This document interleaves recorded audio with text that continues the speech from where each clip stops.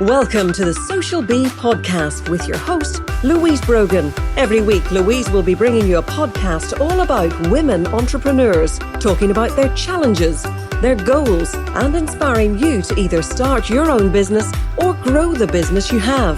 Visit www.socialbeeni.com to join our community and pick up some lovely freebies to start marketing your business online today.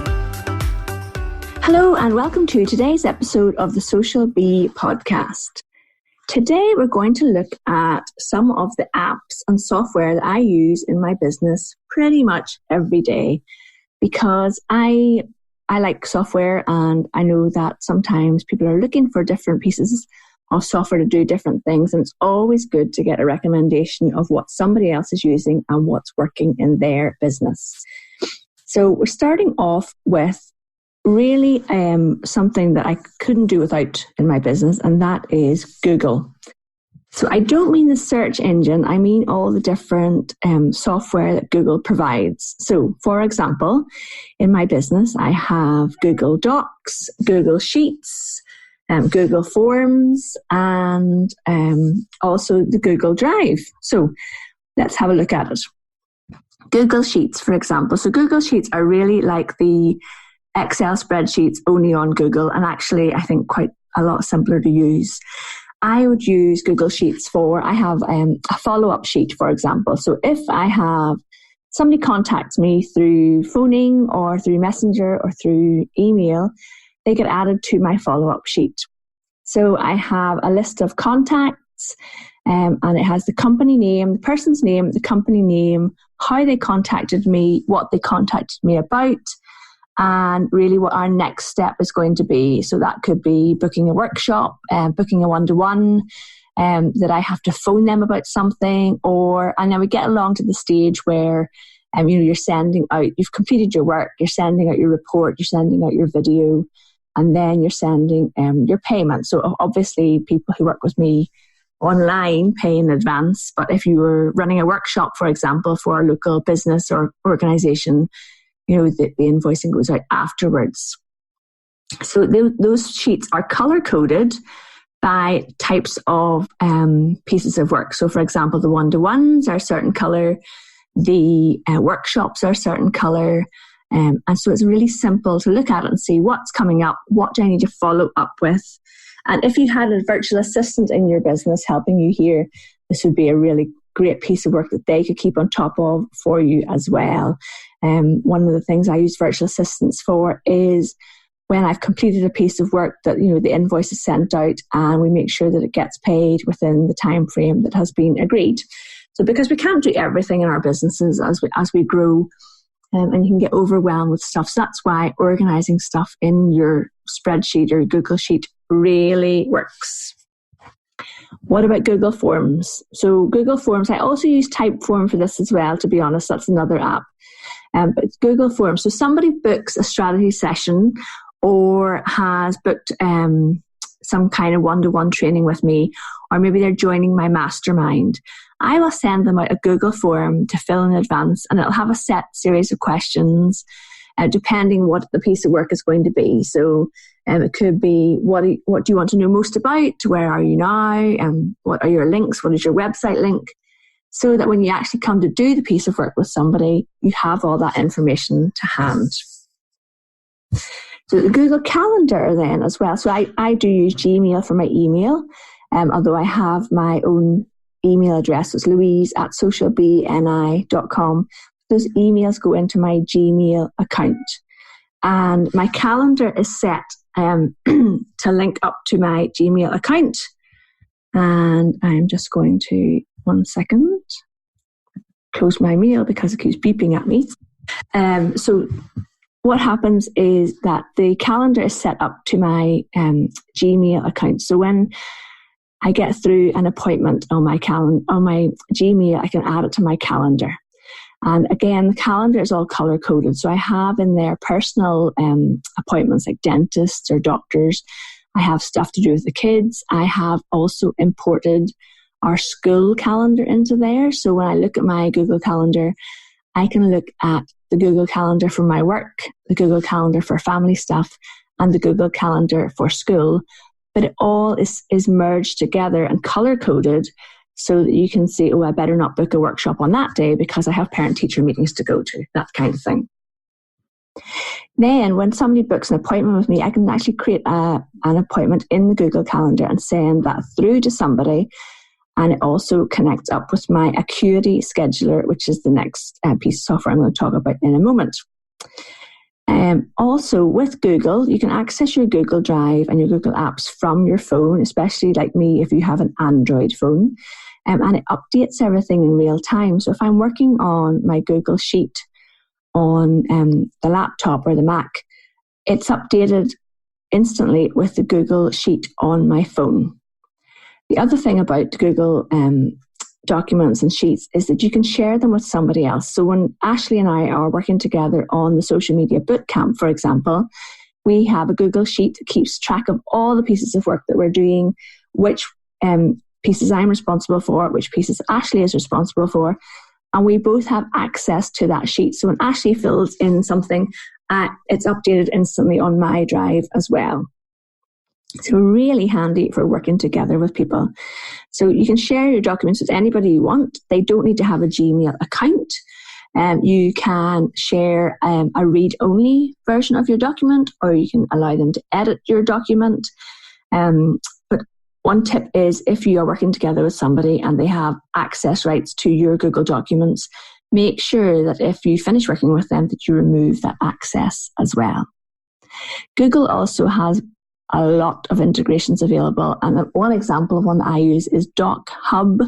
So if somebody sends me a form that I need to fill in and sign, I use Doc Hub, and it actually will allow me to enter my signature electronically onto that form or document, and it stores the signature for me. Google also has Google Slides, which you can use for presentations. I currently use, I'm sticking with Microsoft PowerPoint because I have Office 365 online, but you can use Google Slides for your presentations as well. So that is all about Google. The second thing I want to talk to you about is Acuity Scheduler. So Acuity is whenever someone wants to book an appointment with me, whether it is booking into the podcast, booking a training session, booking a strategy session, I use Acuity for this. So I use a paid version, which is around $25 a month. And that means that I can create packages and ways to work with me, gift certificates. It all connects through to my Google Calendar again. But for example, here's one way I would use it. So if you were invited to come on to the podcast as a guest, I would send you a link to the podcast booking on the Acuity Scheduler on my account. You would select the time and date that suits you. The calendar is linked to my calendar, so only slots available on there are times when I am free. If I was doing a workshop and I had booked out a workshop on my Google Calendar, Acuity would block that time out so somebody couldn't book a podcast episode booking over the top of something that's already in my calendar, which is excellent. Okay, so when someone books a slot with the podcast, they're sent a form automatically from Acuity to fill in all their details. You can also set up your time zones and you can set up your currency on there. So if you're doing paid appointments, you can set it to dollars or pounds or whatever you want. So one of the best ways to use it as well is for paid sessions or discovery calls. So I have 10-minute free discovery calls on my Acuity calendar. So if somebody contacts me and said, Louise, I'm really interested in talking to you about working one-to-one over the next couple of months, I can say, well, if you want to have if they might ask questions on the messenger, and if they're not ready to book, I can say, well, do you want to hop on a call? And I'll send them a link to my discovery call. So they book in 10 minutes to have a bit of a chat with me over Zoom or on the phone in a time that suits us both. I set up padding around these calls. So if you booked a call, for example, at 2:10 on Monday, I won't have any calls 10 minutes before or 10 minutes afterwards, because you don't want to go from one call to the next. It would be like working in a call center, which I did years and years ago, where literally you finished one call with the customer and the next minute your headset beeped and the next person was on the line and you didn't have time to even have a glass of water. So you're in control of your calendar here, and you can set up padding around those calls. So you could set up a 2-minute padding around your discovery call. Just means that time's blocked out and people can't book into it around the actual calls that you're having. With strategy sessions, then you can create appointment types. So, for example, I have LinkedIn strategy sessions. I have LinkedIn profile review consultations. These are types of sessions you can book with me. I have 1 hour, 1-to-1 strategy sessions. So these are all different types of appointments on my scheduler. You type in information about the session, add in how much it's going to cost, and it creates a link. You can then share this link out to somebody who's inquired about the service through social media. You could send it out to your email list, or you can put it directly on your website. So if you want to see what that looks like, you can go to my Work With Me page on socialbni.com/workwithme and see how that looks in action. So you literally embed it into a button onto your website. Other people use different apps. So you can use Calendly or Book With Me are 2 other options. But I have been using Acuity now for probably a couple of years, and I really like how it works for me.